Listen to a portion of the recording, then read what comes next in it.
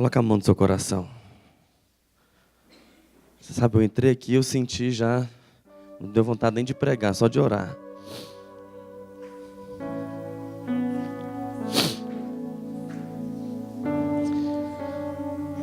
Mas eu sinto que o Espírito Santo já quer separar algumas pessoas aqui.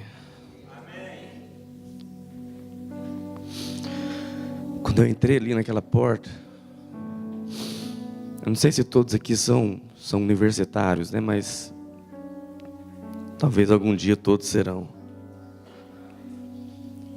Entrei aqui, o Senhor já falou comigo sobre John Wesley. John Wesley, talvez o Rodrigo já até falou sobre ele com vocês, mas foi um grande avivalista do século XVIII. E tudo isso começou nas faculdades. Então quando eu entrei aqui, eu senti o Espírito Santo já neste lugar movendo, para separar algumas pessoas para esse, talvez é mais do que um projeto, talvez vai ser o início de um ciclo na história dos radicais livres. Põe a mão no seu coração. Espírito Santo de Deus, a obra é tua, Jesus, a obra é tua. O diabo tem, ao longo dos anos, separado aqueles que trabalham para ele, ó Deus, mas o Senhor também separa os seus. Ó Deus, eu oro para que o Senhor venha separar esses jovens, ó Deus, para essa obra. Ó Deus, para algo que nós cremos que será o início de um ciclo. O início de um ciclo na vida da videira, na história dos radicais livres, ó Pai. Espírito Santo de Deus, que nós tenhamos jovens e adolescentes com uma nova mentalidade, de uma nova estirpe, ó Deus, lá na faculdade, lá na sala de aula.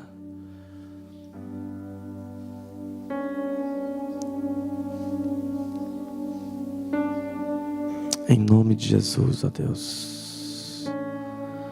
Em nome de Jesus. Abra aí seus olhos.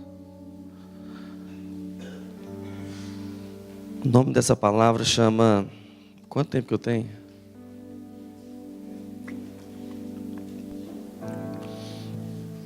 Não deixe o mestre no vácuo. Já viu quando você está conversando com um amigo? Ou então você está numa rodinha e os caras chegam assim para comentar, para cumprimentar, e a pessoa, opa, você, pô, deixou no vácuo. Teve uma vez um jovem que deixou Jesus no vácuo. Ele e Jesus estavam conversando, Jesus ensinando algo, e esse jovem saiu sem dar uma resposta. Deixou Jesus falando sozinho, não respondeu ali adequadamente ao que Jesus estava colocando para ele. E eu quero falar com vocês a respeito desse jovem. Mas antes disso, não sei se vai projetar ou se vai abrir. Abra aí sua Bíblia. João capítulo 1, versículo 14. Quem trouxe a Bíblia? João 1,14, a Bíblia diz: e o verbo se fez carne e habitou entre nós, cheio de graça e de verdade. E vimos a sua glória, glória como do unigênito do Pai. Aqui João 1,14, todos nós conhecemos, fala que Jesus se fez carne. Mas aqui no final, João diz o seguinte: vimos a sua glória, glória como do unigênito do Pai. Você sabe, jovens que vão mudar a sua geração, são jovens que viram a glória de Deus. São jovens que tiveram uma experiência impactante e marcante com a glória de Deus. Às vezes, né, eu vivo essa vida de encontros, né, de retiros, desde quando eu tinha 12 anos de idade. Com 12 anos de idade para 13 anos de idade, nessa chácara aqui, mais ou menos sentado onde esses 3 irmãos bonitos aqui, solteiros, estão sentados. As irmãs, abre o olho. A minha vida foi marcada, a minha vida foi estragada. Foi estragada. Eu me lembro que até aquela época, eu conversava com os meus pais, eu falava assim, eu quero ser médico, né, porque dá dinheiro. Ou então eu quero ser engenheiro. Ou então, como todo jovem, né, eu queria ter alguma coisa assim, uma profissão que fosse importante, né? Eu queria fazer alguma coisa que ia ter relevância, que ia marcar a vida de muitas pessoas. Mas um dia aqui, né, no encontro com Deus e depois em várias outras experiências, a minha vida foi estragada, a minha vida foi transformada. E a partir de então passei a viver uma vida assim de consagração, querendo participar do mover de Deus na minha geração, né, escolhendo viver os melhores dias da minha vida, que é a nossa juventude, né, quando a gente ainda é bonito e forte, para Deus, né, vivendo para Deus, vivendo intensamente para Deus, fazendo encontros, liderando, indo em células, plantando igreja. Mas tudo isso foi resultado de experiências marcantes, profundas, impactantes com a glória de Deus. Eu fico vendo, às vezes chegam alguns jovens entre nós, talvez alguns querem, né, participar do mover aí das faculdades, das universidades, mas às vezes tem muito fogo de palha, eles não conseguem ir muito longe. Ou às vezes você tem uns que começam muito empolgados, eles começam muito ativos, mas passa o tempo, talvez eles esfriam, e eles param o coração, eles param de trabalhar, param de fazer o que estavam fazendo, e alguns até mesmo desistem. Às vezes eu fico pensando, será que eles viram a glória? Como João viu. Porque João diz isso, o verbo se fez carne e transmitiu glória, e nós vimos a glória. Qualquer pessoa que tem um encontro profundo com a cruz de Cristo, a vida dele fica estragada para as coisas do mundo, para as coisas seculares. Quando você olha para a vida dos apóstolos, todos eles deram a sua vida pela causa do Evangelho. Teve agora a viagem para Israel. Alguém foi?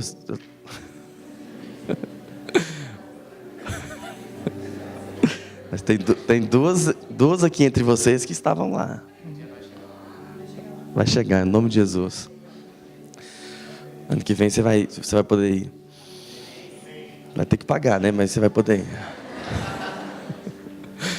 Mas sabe, nós fomos num lugar lá, e eu confesso que foi o lugar que eu mais gostei. Que foram não foi nem em Israel, foi em Roma, quando nós estávamos em Roma. Quando nós visitamos as catacumbas. Quando a igreja primitiva se reunia nas catacumbas para fugir da perseguição do imperador, ou do exército romano. Aqueles irmãos, eu fico pensando, eles davam a sua vida, ou muitos deles deram a sua vida lá no Coliseu.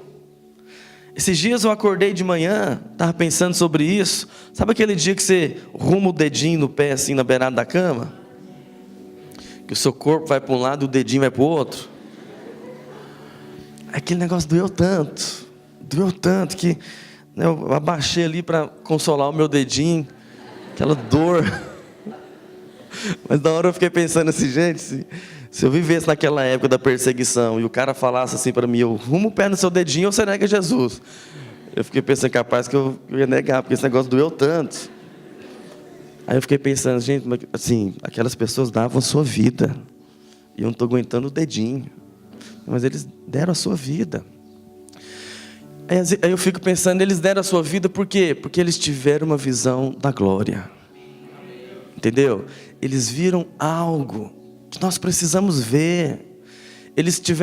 Eu fico pensando que eles tiveram uma revelação do cristianismo, ou uma experiência com Cristo, que todas as outras coisas do mundo, da vida secular para eles, não que elas deixaram de ser importantes, mas não se tornaram mais prioridade.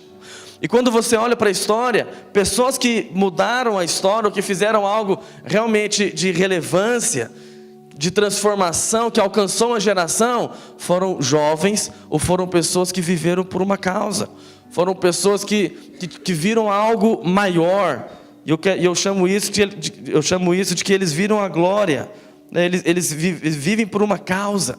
Quando você olha para a história e você vai vendo pessoas que marcaram, né, uma geração, ou que fizeram diferença, normalmente são pessoas que entregaram a sua vida por algo maior. Mas por que eles fizeram isso? Porque eles viram que tem um sentido maior, tem um valor maior por trás. A história fala de jovens da cidade de Atenas, na época das guerras médicas. Só os universitários aí falam amém. Quando, né, viviam lá em guerras, né, e sendo invadidos. Então há um relato dos jovens atenienses. Eles falam o seguinte: nunca desonraremos nossa cidade com algum ato de desonestidade ou covardia, nem abandonaremos nossos amigos e colegas que aquentam nossas linhas de batalhas. Combateremos por nossas ideias e coisas sagradas dessa cidade, a sós ou com muitos. Respeitaremos e obedeceremos às leis dessa cidade, faremos o que estiver ao nosso alcance para suscitar um respeito e reverência a essa cidade. Nos esforçaremos intensamente para permitir o viver cívico do povo grego. Eram jovens que tinham uma visão de glória da cidade deles. Então eles estavam dispostos a quê? A dar a sua vida, a dar a vida pela cidade. Nós estávamos lá em Israel. Sabe uma coisa tão impressionante que é de você ver lá, todos os jovens da idade de vocês, quase da idade de vocês, alguns, eles são obrigados a irem para o exército, tanto o homem quanto as meninas. Eles são obrigados a ir para o exército. Os homens, 3 anos obrigatoriamente eles têm que ficar no exército, e as meninas 2 anos. Então eles são muito patriotas. Você está andando na cidade, lá na feira, lá comprando uma farinha, e passa lá um soldado, a paisana. Pastor, como é que você sabe que ele é soldado? Que ele está carregando a metralhadora. Aí chega lá do celular e fala: bom, cortou. Bom dia. Aí eu falo: eu também vou. Eles são patriotas. Eles dão a vida pela cidade. Você vai lá, você dá até vontade de mudar para lá, porque parece que eles amam tanto o país deles. Eu falei pro meu irmão, falei assim, com todo respeito à Bíblia, né, mas e aos judeus lá, mas terra que mana leite e mel, lá tem muito deserto. Eu falei pro irmão: terra que mana leite e mel é o Brasil, porque lá tudo que você planta dá, não falta água. Aqui a região é tudo bom para você poder plantar, lá é tudo deserto, mas é impressionante como eles fazem aquele país funcionar. E literalmente mana leite e mel. E eles são patriotas, eles amam o país deles e dão a vida pelo país deles. Como esses jovens atenienses. Se a gente for olhar para a história das guerras, quando a gente vê os japoneses kamikazes, lembra? Que eles com o próprio avião, né, quando acabava lá a munição, eles jogavam os seus aviões lá em cima dos navios americanos, entregando a sua vida. Por quê? Porque eles acreditavam numa causa. Eles tinham uma visão de glória lá da causa deles. Mas você sabe, nós temos uma visão maior. Nós temos uma causa maior. Todos eles deram as suas vidas por uma causa vazia, que talvez não levou a nada. O que é Atenas hoje? Os kamikazes japoneses ficaram apenas, conhecidos na história, mas não mudou realmente, ou não trouxe uma mudança significativa. Até depois perderam a guerra, nem adiantou. Entende? Mas a nossa causa é maior. Nós precisamos hoje de jovens, né, de pessoas, de adolescentes, que estejam dispostos a dar as suas vidas. Eu fico triste porque nós, infelizmente, no mundo ocidental, nós vivemos um cristianismo muito mimado. Um cristianismo está muito voltado para as coisas que nós podemos receber, para aquilo que Deus pode me dar. Então, não que isso seja errado necessariamente, mas nós ficamos tão chateados porque não tem o iPhone 6 Plus, que parece o iPad. Entendeu? Ficamos chateados porque agora o meu amigo do lado chegou com o relógio lá da Apple, e agora tudo marca no relógio dele, e eu estou com esse do camelódromo ainda.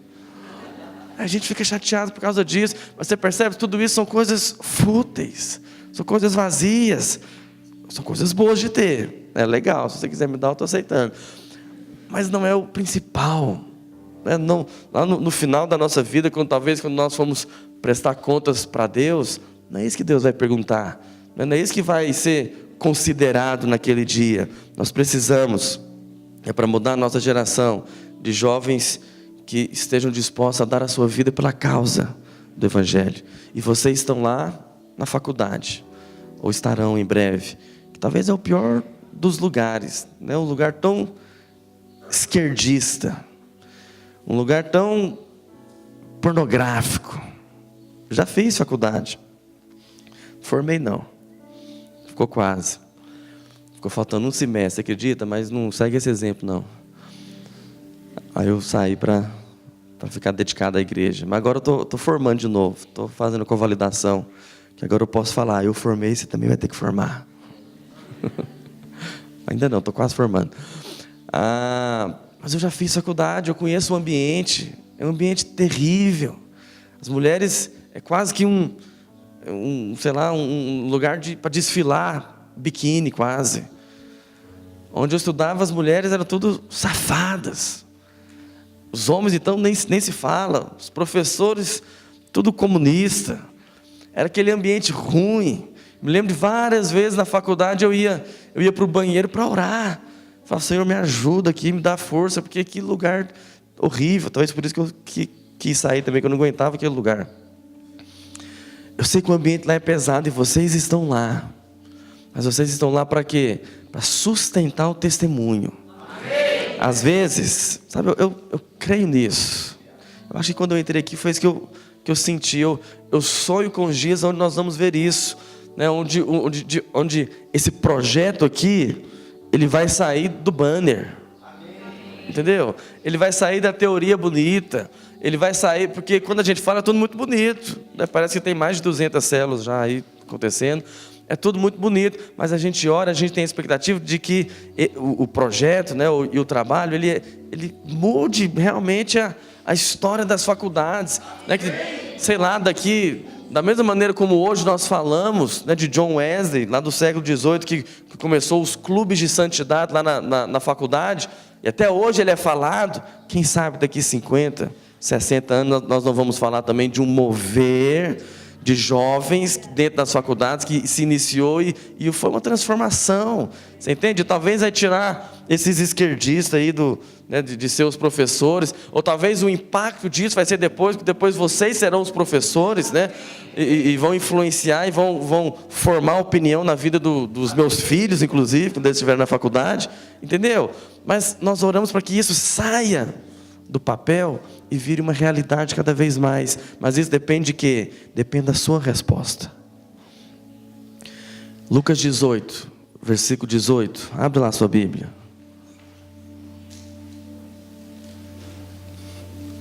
Lucas 18, 18. Certo homem de posição perguntou-lhe: bom mestre, que farei para herdar a vida eterna? Respondeu-lhe Jesus: por que me chamas bom? Ninguém é bom, senão um que é Deus. Sabes os mandamentos: não adulterarás, não matarás, não furtarás, não dirás falso testemunho, honra teu pai e a tua mãe. Replicou-lhe ele: tudo isso eu tenho observado desde a minha juventude. Ouvindo-o Jesus, disse-lhe: uma coisa ainda te falta, vende tudo o que tens, dá aos pobres e terás um tesouro nos céus. Diga assim: um tesouro nos céus. Depois vem e segue-me. Mas ouvindo ele essas palavras, ficou muito triste, porque era riquíssimo. A história do jovem rico. Domingo passado nós ouvimos, né, a respeito dessa ministração. Mas hoje eu quero abordar outras coisas aqui do jovem rico. O jovem rico é o jovem que deixou Jesus no vácuo. Ele não respondeu. Jesus faz um pedido para ele, e ele simplesmente não responde. Ele vira as costas e vai embora. E muitos jovens hoje da nossa geração têm feito isso também. Eles não estão respondendo ao chamado de Jesus, ao chamado de Deus na sua vida. Mas é interessante que o jovem rico, a característica da vida dele é muito parecida com a nossa. Você percebe que é ele quem vai até Jesus. É ele quem vai até Jesus interessado em como você receber lá a vida eterna. Mas você percebe o quê? Que há um anseio na vida dele em fazer algo. Por isso que ele procura, ele está interessado. E assim que são jovens, né? Nós quando somos jovens, que eu ainda sou, graças a Deus, nós procuramos, né? Se você tem aí entre, sei lá, 12 até 30 anos, mas o 30 nem tanto, né? Ainda uns 25, você sonha em realizar coisas, né? Você sonha em ter sucesso, você tem planos, você tem sonhos, projetos. Aí quando você entra na faculdade, você começa a projetar, vou fazer isso, vou fazer aquilo, né? E vou conseguir talvez mudar algo, transformar algo, vou ganhar um dinheiro.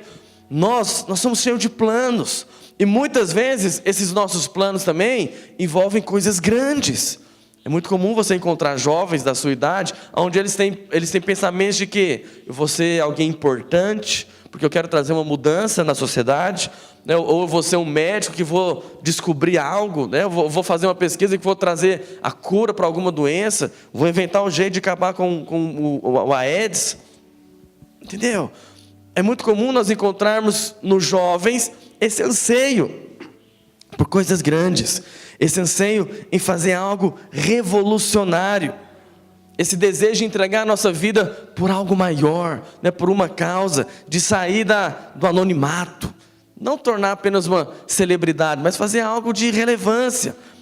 Por que os jovens têm isso? Por que os jovens possuem isso? Porque existe dentro de você e dentro dos jovens uma crise existencial, que ela começa lá na sua adolescência, quando você começa a fazer aquelas perguntas: para que eu nasci? Não é, todo mundo faz essa pergunta em algum momento da vida, sim ou não? Você começa a se questionar: para que eu existo? Por que eu não sou filho daquele outro pai que tem dinheiro? Por que eu nasci nessa família? Para onde eu vou depois? O que vai ser de mim? E a pergunta clássica: para que estuda matemática?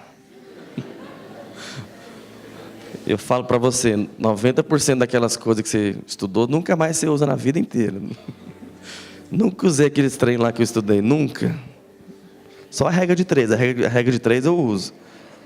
Mas os restos eu nem lembro mais. Existe uma crise existencial, uma crise de propósito. Mas olha aqui, sabe o que acontece? O diabo, isso cada vez mais na nossa geração, o diabo pinta na sua mente uma imagem do jovem de sucesso. Ele coloca essa imagem na sua cabeça. Talvez é aquele, falando do homem, né? Aquele camarada fortão. Já viu aquelas cenas de filme? Que o camarada, sei lá, musculoso, chega lá sem camiseta talvez, e resolveu lá, matou os bandidos. Aí ele desce do carrão dele, pega o cigarro e... é aquele cara fortão, poderoso. Todas as mulheres é fã dele. O diabo pinta essa imagem, muitos de nós ficamos seduzidos por essa imagem. E aí os irmãos ficam pensando: vou lá fazer uma academia, porque também quero ficar bonitão, gostosão. Aí ainda põe aquelas roupas bem coladinhas. Mas o projeto da vida dele é o quê? Ele quer ganhar dinheiro, porque ele quer também chegar no carrão, porque ele quer se sentir poderoso, porque ele acha que é isso, que é ter sucesso na vida. Porque o diabo pinta essa imagem. Mas as meninas não é muito diferente. As meninas vão para a academia também, né? Elas não estão preocupadas com a saúde, elas estão preocupadas com a beleza. Há uma inversão de valores. Esses dias estava lendo uma notícia dos anos 40, uma coisa assim. E a mulher falava, nos anos 40, a preocupação das mulheres com os seus seios era em amamentar os filhos. Hoje em dia não, hoje em dia é mostrar. Quanto maior ou quanto mais destaque, melhor.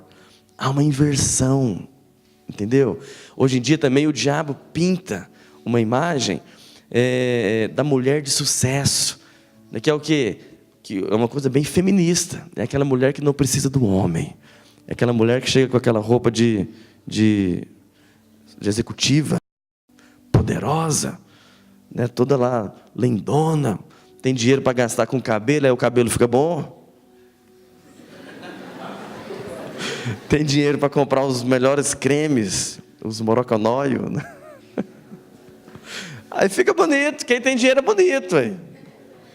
Não existe mulher feia, existe mulher que não tem muito dinheiro. Porque quem tem dinheiro, você já viu? Começa a usar os produtos melhor, faz as plásticas, pô, resolveu, véio, tá bonito. Põe enche lá onde não tem, compra roupa melhor, cheio de adereço. É bonito, pronto, resolveu. Mas essa é a imagem que o mundo passa, né, que o diabo passa, que a mulher de sucesso é essa mulher lá poderosa, executiva, que não precisa de homem, né, que não tem nenhuma necessidade do marido, mas é uma imagem errada. E todos nós, de alguma maneira, temos um anseio por isso, ou para ter sucesso na vida. Entende? Não é errado isso, mas nós queremos fazer algo de importância. Esse jovem chega no Senhor e fala o que para ele? Bom mestre. Aí é interessante ver que Jesus, muitas vezes eu li esse texto e pensava que Jesus também tinha forçado a amizade, né? Pô, o cara chega falando bom mestre, e Jesus já chega dando uma patada nele, né? Por isso que o cara deixou ele no vácuo, pensava assim, né? Jesus dá uma resposta dura. Jesus fala, por que me chamas bom? Ninguém é bom. Mas você sabe, aquele jovem faz isso porque ele se achava bom. A prova disso é que Jesus fala, você tem guardado os mandamentos, não furtarás, não adulterarás, não dirás falso testemunho, honra teu pai e tua mãe. Aí ele fala o quê? Dá até para ver ele batendo a mão no peito falando, eu tenho guardado todos esses mandamentos, desde a minha juventude. Uau, o cara é fera, devia ser um radical livre. Desde a juventude. Agora, ele se achava bom, mas naquilo que não era o essencial. Você entende?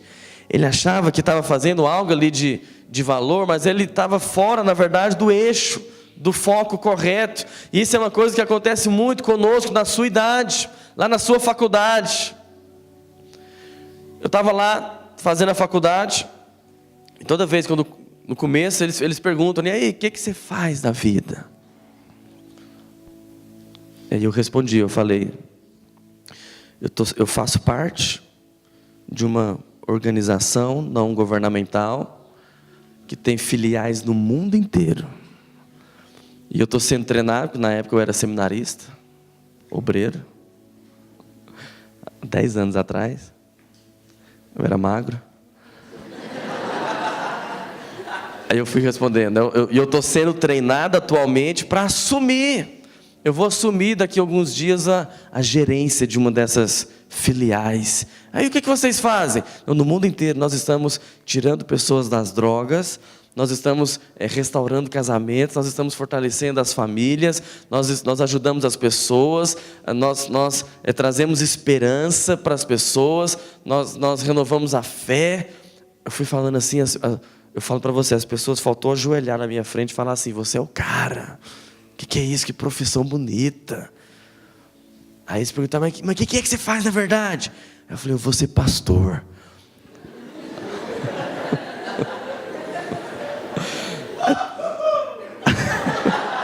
Aí todo mundo caiu o queixo. Falei assim, pastor. Aí virou zombaria. O primeiro já falou, deixa eu ser o seu tesoureiro.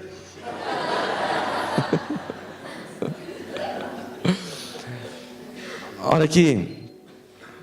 Aquele jovem achava que estava fazendo coisas boas, mas ele estava no eixo errado, no foco errado. E na faculdade isso acontece, sabe? Quantos jovens eu não encontrei que lá na faculdade eles se sentem se sentem menores do que os outros. Quando? Porque o outro vai ser um médico e eu estou sendo só um enfermeiro. Aí ele se sente menor. Ele fica até com vergonha de conversar. Ele fica com receio de falar. Chega na rodinha, é a roda dos engenheiros. E você? Está fazendo um curso de tecnólogo ali. Nada contra. Importante também. E você faz o quê? Não, tô no segundo grau, estou estudando aí para acabar o segundo grau. Se sente menor, sabe? Olha aqui para mim, com todo respeito, eu falo isso, não é para você desistir do seu curso, não, pelo contrário, é para você formar. Mas Deus não, o projeto de Deus não é medicina, você entende? O projeto de Deus não é engenharia, o projeto de Deus não é psicologia, o projeto de Deus se chama igreja. Igreja. Quando eu estava aqui também, na entrevista para ser candidato, eu queria virar obreiro. Aí o pastor chama os candidatos, né, para a reunião dele e faz uma sabatina assim, né, começa a fazer umas perguntas para você. Aí no dia que eu estava para ser entrevistado, que eu queria ser obreiro, me perguntaram assim: por que você quer ser pastor? Sabe quando parece que um segundo demora 1 minuto assim, e parece que para tudo? Eu lembro que eu vi uma gotinha de suor escorrendo assim, ó. Aí eu pensei: nossa, por que eu quero ser pastor? Aí eu respondi assim: pastor, eu creio que Deus é a pessoa mais inteligente que existe, é a mais sábia. E Ele que é Deus, deu a sua vida pela igreja. Aí eu falei: então, como que eu poderia fazer outra coisa a não ser dar minha vida pela igreja? Aí eu pensei, respondi bem, né? Acho que com essa resposta eu fui aprovado. Mas sabe, nada contra os cursos, mas às vezes você se sente desvalorizado, porque às vezes o seu curso não é uma medicina, entendeu? Mas eu quero te falar que nem medicina, ou nem engenharia, ou nem o que está dando mais dinheiro, não é isso que está, não é esse o projeto de Deus final para você. Isso apenas faz parte do projeto, isso apenas faz parte do curso. Mas Deus não deu a vida para que você fosse um médico, Deus deu a vida pela igreja. Deus deu a vida para que nós fôssemos igreja. Então não se engane, meu irmão. Às vezes nós ficamos muito sentidos e nos sentimos desvalorizados, porque às vezes nós não estamos tendo uma conversa aparentemente assim, de nível superior, porque está ali um grupinho conversando sobre projetos acadêmicos, sobre o TCC, e eu vou chegar lá falando de célula, mas pode ter certeza, o seu assunto é mais importante. O seu assunto é que vai trazer diferença. Mas eu quero que você perceba isso, para que você não fique se sentindo desvalorizado. Você tem que corrigir o seu senso de valor. Eu falo isso porque eu me senti assim várias vezes. Quantas vezes eu queria conversar com alguém, e às vezes é aquela pessoa engravatada, né? Parece que a pessoa é importante só pelo jeito que veste. Às vezes eu olhava até para minha roupa e pensava: pô, eu nem tenho uma gravata bonita igual aquela. Vou chegar lá para falar o quê? Não, nós temos a verdade. Amém. Você entende? Nós aqui carregamos a verdade. Então você não deveria ficar se sentindo ameaçado, com medo, de lá na faculdade, lá na sua escola, de falar da parte de Deus. Por quê? Porque esse é o projeto de Deus. É a igreja. Não é medicina, não é engenharia. É a igreja. Volto a dizer, é para você formar. Mas lembra, você não está ali por causa disso necessariamente. Você está estudando, mas você está ali como homem de Deus, como mulher de Deus. Diga amém. Amém. Aí Jesus faz o convite para o jovem rico: vai, vende tudo, dá aos pobres e segue-me. Você sabe, nós achamos que esse vai, vende tudo, dá aos pobres e segue-me é tipo assim: pastor, mas está vendo? Jesus chamou o cara para viver uma vida de pobre. Não é isso que está escrito. Por que nós achamos que andar com Deus é ser pobre? Não, isso é um sofisma na mente das pessoas. Tudo bem, podem existir momentos de escassez, mas na maioria das vezes não deveria ser assim. Por quê? Porque o nosso Deus a quem servimos é o dono do ouro e da prata. E independente se você serve a Ele ou não, para você me entender, eu sou tempo integral. Alguém vai falar: ele depende de Deus, né, para Deus dar o salário dele. Você talvez é médico, você não depende de Deus. Engano seu, você depende de Deus sim. Porque é Deus quem dá tudo. Nós nada temos se do céu não nos for dado. Então, independente de onde vai ser a sua renda, é Deus quem dá. Mas algumas pessoas falam: pastor, é por isso que eu não quero seguir o meu chamado, porque tem que viver como pobre. Não, não é isso que Jesus está falando. Jesus está falando: vai, vende tudo dessa riqueza sua natural, secular, mundana, e vem e segue-me, para você provar de um tesouro do céu. Porque é isso que Jesus fala, que depois você vai acumular tesouro nos céus. Pastor, significa que eu vou viver aqui uma vida da pindaíba? Não necessariamente. Não necessariamente. Tudo depende da sua questão e relacionamento em você e Deus, da sua fé, porque é Ele quem traz o sustento. Não significa que você tem que, por exemplo, deixar a faculdade, agora você tempo integral. Não, não significa isso. Não significa que você tem que deixar de exercer a sua profissão. Não é isso. Significa uma questão de prioridade. Você entende? O que é prioridade? É você exercer a sua profissão, ou você ser homem de Deus, ser usado por Deus? E tudo no final, irmão, é uma questão do que tem valor para você.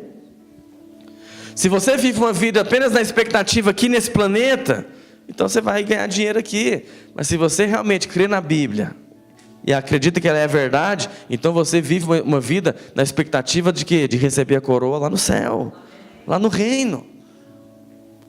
Então Jesus faz o convite para esse jovem, para andar com Ele, para seguir a Jesus, para seguir os caminhos de Jesus. E aí, o que esse jovem faz? Ele vai embora. É aqui que ele deixa Jesus no vácuo. A Bíblia não fala que ele deu uma resposta. A Bíblia não fala se ele conversou mais alguma coisa. Não, a Bíblia diz que ele simplesmente se virou e foi embora. Deixou Jesus falando sozinho. Ele não respondeu. Ele não deu uma resposta para Jesus. Lá em Lucas, capítulo 14, versículo 16, se você voltar um pouco, na verdade, está no mesmo contexto.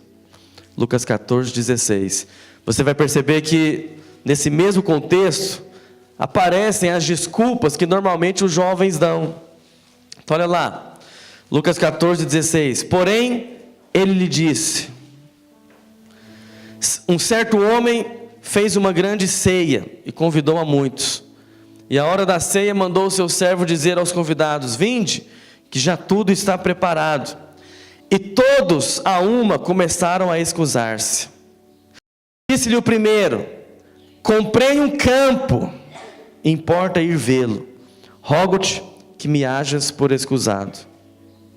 O outro disse: comprei 5 juntas de bois e vou experimentá-los. Rogo-te que me tenhas por escusado. E o outro disse: casei e portanto não posso ir. Essas são as desculpas que normalmente os jovens têm para não querer seguir Jesus, para não querer viver uma vida mais consagrada, para não querer viver uma vida dentro do propósito que Deus tem para você. São as 3 desculpas que normalmente os jovens dão: comprei um campo, a junta de bois e casei. O que é isso? Comprei um campo. O campo fala de quê? Fala do seu futuro, fala da sua carreira. Tem muitos, você que é universitário, você sabe disso. Você no vestibular talvez deu a sua vida, não foi? Para entrar no curso 0800, né? Que se fosse pagando era mais fácil.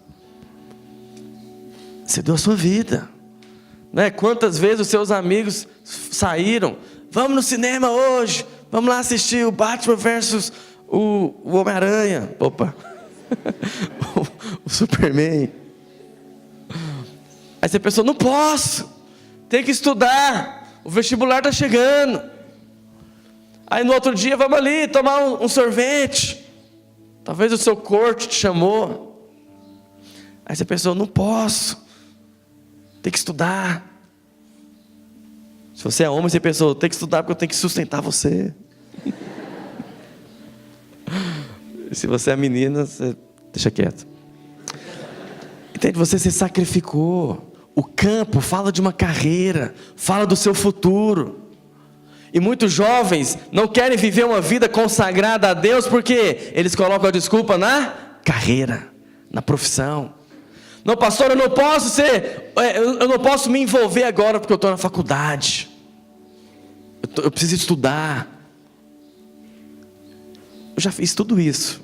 Eu fico me lembrando, quando está no segundo grau, e os jovens falam assim: pastor, eu não posso me envolver agora, porque eu preciso estudar para entrar para o vestibular e entrar na faculdade. Eu fico pensando, eu também tive que estudar e eu entrei. Eu nunca deixei de liderar. Eu respeito, eu sei que às vezes é um momento, né? Às vezes você quer parar, amém, nós respeitamos, mas tem um que fica nesse momento pro resto da vida. E você sabe qual que é o problema? Olha aqui para mim, que vocês correm esse risco. Quando começa a ganhar dinheiro, seu coração esfria. Começa a ganhar dinheiro, você não quer se envolver mais. É só começar a ganhar um pouquinho de dinheiro, que você já começa outras coisas começam a ser mais importantes para você. A célula já não é mais importante, o culto já não é mais importante. Quantos jovens eu não vejo, até chegar na faculdade, ou enquanto eles estão na faculdade, eles são intensos, eles participam, eles fazem participam da vida da igreja, mas começou a ganhar dinheiro, agora já não dá, agora eu tenho um campo, agora eu tenho que ir lá para a fazenda que eu comprei, agora eu tenho que ir lá andar do jet ski que eu ganhei, agora eu preciso viajar, eu preciso passear, mas a vida inteira passa a ser assim. Então jovens estão falando o quê? Comprei o campo. Não é assim nas faculdades? Onde você está? Qual campo? O campo da medicina. Em qual campo que você está atuando? Agora eu estou no campo da engenharia. Até o nome é parecido. É lá no campus. E virou desculpa. Mas agora você, mais do que nunca, não tem desculpa. Porque agora a igreja chegou lá, né? Onde você está? Lá na faculdade. Então agora não tem desculpa para você não querer servir a Deus. Qual que é a segunda desculpa? Comprei uma junta de bois. O que é a junta de bois? Dinheiro. Por quê? Eles usavam os bois para arar o campo. E uma vez que eles aravam o campo, então eles iam plantar, e a colheita ia dar, e vendia e ia ter dinheiro. Então a junta de bois fala de quê? Dinheiro. E essa é a desculpa que os jovens dão. Quando eles têm e também quando eles não têm. Às vezes é mais quando não tem. Vamos para o arraiar, não tem dinheiro. O arraiar nem tanto. Se você estiver nesse nível de não ter dinheiro nem para o arraiar,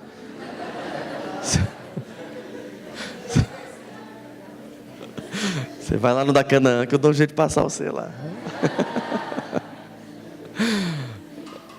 Mas vira desculpa. Vão para a célula, não tem dinheiro. Irmãos, quantas vezes eu não fui para a célula a pé? A pé. Depois eu comprei um monarcão e ia de monarcão. Entendeu? Mas eu estou vendo aqui, a maioria, né, o que tem de carro aqui, dá até uma inveja santa, assim, né? Fico pensando, pô, se quando eu tinha 18 anos eu tivesse carro também, era outra vida minha, né? Tinha só uma motinha. Estava valendo. Você sabe, mas às vezes aí nós caímos no outro extremo, que é quando você tem dinheiro. Muitos jovens não querem viver uma vida consagrada, por quê? Porque começam a ganhar dinheiro. E aí as coisas de Deus já não são tão importantes, porque agora você tem dinheiro, você tem que usufruir. Entende? Não que seja errado, faz parte, mas se estiver desequilibrado, está errado. E a terceira desculpa, né, que os jovens dão é o quê? Casei. Mas aqui eu não vou falar só do casamento, vou falar de relacionamentos. Muitos jovens, por exemplo, colocam a desculpa na família, colocam a culpa nos pais. Ah, pastor, eu não estou me envolvendo muito, por quê? Porque meu pai quer que eu estude. Ah, cria vergonha na cara, irmão. Você não tem nem coragem de assumir que você que não quer envolver, tem que ficar pondo a culpa no seu pai. Entendeu? Muitos não se envolvem porque no relacionamento da corte. É triste ver quando irmãos entram na corte ou começam aí o relacionamento e visando o casamento, esfria.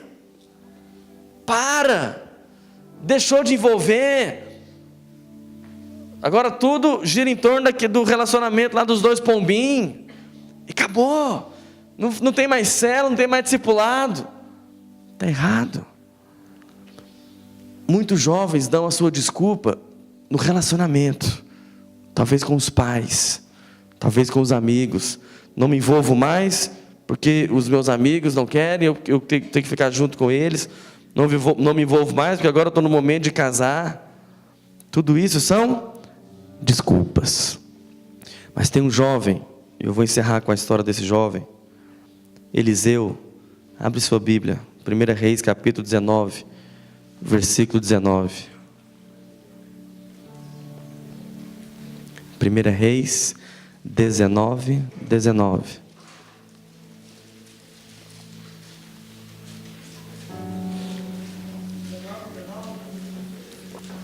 19, 19. 19, 9, entendeu? 9. 19. Você fala só inglês, talvez? Olha a resposta de Eliseu. 1 Reis 19, 19. Partiu. Olha o partiu aqui, né? Partiu para fazer discípulo. Hashtag partiu Elias aqui, ó. Partiu, pois, Elias dali e achou a Eliseu, filho de Safate, que andava fazendo o quê? Lavrando com 12 juntas de bois adiante dele. Ele era aquele jovem. Ele estava lá no campo, lavrando. Lembra das duas desculpas? O campo, comprei um campo, comprei a junta de bois. Aqui está Eliseu, lavrando o campo com as juntas de bois. Ele estava com a 12ª. Elias passou por ele e lançou o seu manto sobre ele. Porque é assim que Jesus faz, né? Jesus chega como o profeta Elias e lança o manto. E te chama, vem e segue-me. Se você quer conhecer o bom tesouro do céu, vem e segue-me. Se você quer viver uma juventude de uma maneira que vale a pena ser vivida, vem e segue-me. É assim que Jesus faz, ele joga o manto. É como se, uma vez eu vi um pastor fazendo isso, é como se a mão dele fosse sabe aquele negócio de achar ouro na praia? Como é que chama aquele trem? Hã? Quem falou? Você é fera. Detector de metais. Aí é como se hoje aqui a mão dos pastores aqui são detector de chamados. Aí vai passando assim, ó. Pip. Esse aqui é pip, pip, pip, pip, pip, pip.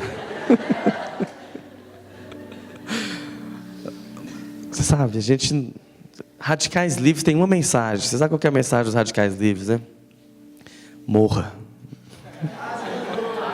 E dá sua vida para Deus. Se for qualquer coisa menos do que isso, não é Radicais Livres, não. Então não é diferente. Você está pensando, o que eu vim pregar aqui hoje? Isso, morra. Morra e dá sua vida para Deus. Mas olha só. Aí continua dizendo, 1 Reis 19, 20. Elias joga o manto. Resposta de Eliseu. Então, deixou este os bois. Correu após Elias e disse: deixa-me beijar a meu pai e a minha mãe, e então te seguirei. Elias respondeu: vai e volta, pois já sabes o que fiz contigo. Essa parte é importante. Pois já sabes o que fiz contigo. Isso vale para você, irmão. Você já sabe o que Jesus fez com você. Amém. Entendeu?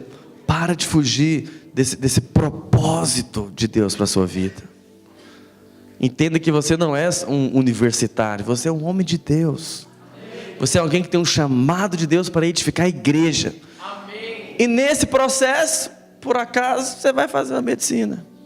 Entendeu? Você vai fazer uma faculdade aí. Mas não é isso que é o centro. Você tem um propósito de Deus para a sua vida de edificar a igreja. Então por isso que Elias diz: vai e volta, pois já sabes o que fiz contigo. Aí o que Eliseu faz? Voltou Eliseu de seguir Elias, tomou a junta de bois e os imolou. E com os aparelhos dos bois cozeu as carnes e fez um churrasco. E o povo comeu. Por quê? Porque quando você responde a Deus, irmão, aí sim você tem motivo para festa. Entendeu?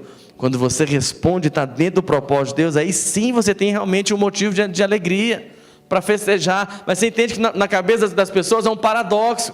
Na cabeça das pessoas é assim: nossa, eu vou viver para Deus, acabou minha vida. Não, irmão, aí que começou. E aí que agora que você tem um motivo para festejar e fazer um churrasco. Inclusive, se você vai fazer isso profeticamente, depois você me chama. Então se dispôs e seguiu Elias e o servia. Você percebe? Eliseu tem o mesmo contexto. Aqueles outros jovens, qual foi a desculpa deles? Eu tenho campo, eu tenho a junta de bois e eu casei. Relacionamento. Eliseu está no mesmo contexto. Ele está no campo. Mas qual foi a resposta dele? Quando Elias joga o manto, pois já sabe o que fiz contigo. Ele estava lavrando o campo. Assim como muitos jovens, o que ele fez? Ele deixa o campo. Pastor, você está falando para eu deixar a faculdade? Não. Estou falando isso para você ajustar prioridades. Porque nós como igreja e o evangelho interessa muito no seu curso. Interessa muito que você se forme. Porque para nós é muito melhor ter crente que não é ignorante do que cristão ignorante. Como diz o pastor Marcelo Almeida, Deus não ganha nada com a sua burrice. Então é melhor estudar, mas não é o alvo da sua vida, você entende? Não é o foco da sua vida. E até mesmo se Deus pedir para você entregar, amém. Mas se você puder formar, melhor. Porque isso pode ser usado depois, para a própria edificação da igreja. Mas o que eu quero que você entenda? Que o projeto nosso aqui dos universitários radicais lá na faculdade é só o início de um estilo de vida que tem que ser o seu. Você entendeu? As pessoas têm esse entendimento errado. Eles pensam assim: não, se eu for pastor, eu vou ser tempo integral para Deus. Não, está errado isso. Pastor é apenas alguém que deixou de fazer uma profissão secular para concentrar na Bíblia. Mas não te impede de viver tempo integral para Deus. Você entende isso? Mesmo você tendo a sua profissão, olha aqui para mim, está todo mundo olhando lá para o Rodrigo, olha aqui para mim. Mesmo você tendo a sua profissão, você deve viver a sua vida integral para Deus. É isso que nós cremos que é ser um radical livre. É isso que nós cremos que faz parte do projeto de Deus para a nossa geração. Eu não tenho medo de falar para você, irmão. Todos vocês aqui, em alguma medida, vão estar envolvidos cada vez mais nesse projeto de Deus que é a igreja. Não tenho medo de falar isso. Às vezes você está achando que vai ficar em Goiânia, por exemplo, o resto da vida. Não vai. Não vai, muitos não vão, porque é um desperdício esse tanto de crente aqui. O mundo precisa muito, né, de nós, da mensagem que nós temos. Elias, ele deixa o campo, por quê? Porque o campo não é a prioridade. A prioridade é seguir a Jesus. Segunda coisa que ele faz, ele pega os bois e faz o quê? Ele queima. Ele queima os bois. É a profissão que está sendo um empecilho, é o dinheiro. Então ele dá uma resposta muito difícil. Porque se a junta de bois fala do sustento, fala do salário, fala do dinheiro, irmãos, o dinheiro é o que mais nos impede de servir a Deus. A prova disso é que muitos não são dizimistas. A prova disso é que muitos não conseguem ofertar. A prova disso é que muitos até hoje acham que pastor é ladrão. Aí um dia eu estava lá em casa e pensei assim: quer saber, eu vou parar de trabalhar e vou abrir uma quadrilha. Vou chamar mais alguns pastores para abrir uma quadrilha aqui comigo. Eles acham que pastor é isso. Mas Eliseu deu a resposta, ele queimou o recurso. O que é isso? É alguém que quer viver totalmente confiado em Deus. Confiado em Deus. Eu sei que isso te assusta. No dia que eu fui casar, cheguei no meu sogro, não no dia que eu fui casar, no dia que eu estava pedindo, em casamento. Eu já era obreiro. Cheguei no meu sogro, falei para ele, sogrão, libera a mina aí. Claro que não. Depois de suar muito frio lá, conversei, falei, quero casar. Ele, com toda a classe, falando por parábolas. Mas eu entendi o que ele quis dizer. Em outras palavras, ele falou assim: mas tudo por parábolas. Ele falou assim: você é um menino desempregado e não tem futuro. Porque eu era um obreiro, era novo mesmo, de 21, 22 anos de idade. Hoje eu fico pensando, eu era doido, como é que eu quis casar naquela época? Eu era menino demais, mas faz parte da vida. Às vezes dá certo, deu certo comigo. Eu era seminarista, eu era obreiro, não tinha muito dinheiro, mas o pior, na cabeça dele, pastor, era sinônimo de passar fome. Entendeu? Você pastor, na cabeça dele é o que? Não, você não tem emprego, não, você está desempregado. É triste isso, né? Você que vai ser pastor, você vai passar por isso às vezes. A pessoa te pergunta, qual que é a sua profissão? Eu sou pastor. Não, a sua profissão. Então, eu escrevi um livro, agora eu falo, sou escritor. Sou professor. Ou então igual o Lula, eu dou palestra.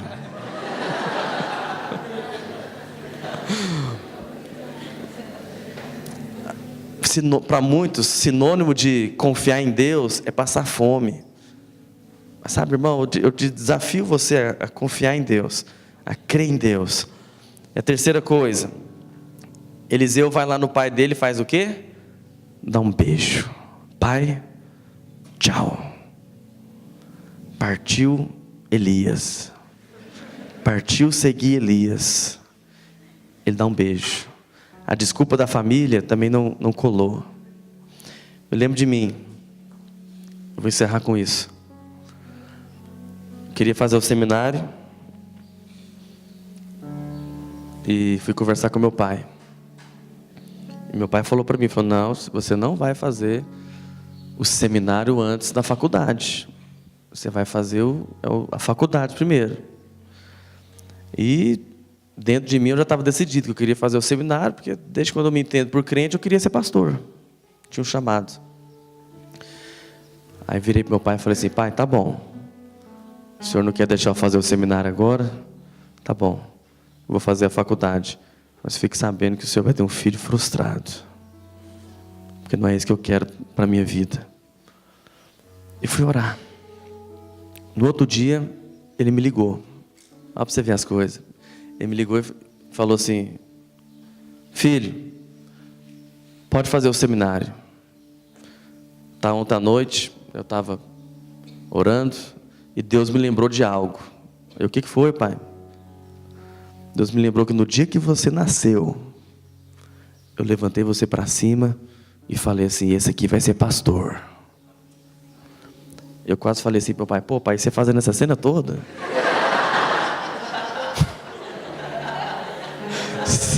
A culpa toda é sua, você que profetizou, você que falou, e agora eu resolvo você e você não quer deixar?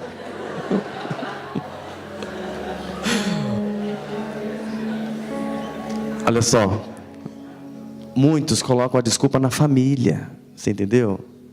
Eles colocam a desculpa na família. Então meu pai não quer, meu pai quer que eu foque só na faculdade agora, meu pai quer que eu apenas estude. Isso é uma desculpa, mas para Eliseu não foi. Eliseu chegou lá e... tchau, pai. Eu vou viver os meus dias intensamente servindo a Deus. Eu sonho com esse dia. Eu já falei isso muito quando eu era pastor de rede. Mas tem muitos aqui que nunca me ouviram. Vou falar para você. Eu sonho com esse dia. Eu vou estar bem velhinho. Vou estar lá eu, minha esposa, os meus filhos já crescidos, os meus netos. E eu quero reunir minha família na minha casa. Quero pegar o violão para ver se eu vou dar conta de tocar e cantar a música. Mas eu quero falar para eles, para os meus netos. Falar, olha, o vovô, desde quando o vovô tinha a idade de vocês, o vovô estava nos retiros, nos acampamentos, nas células, nas escolas, nas faculdades, servindo a Deus para valer. E eu quero falar para eles e falo para vocês, vale a pena. Vale a pena você viver os melhores dias da sua vida nas mãos dele. Feche seus olhos.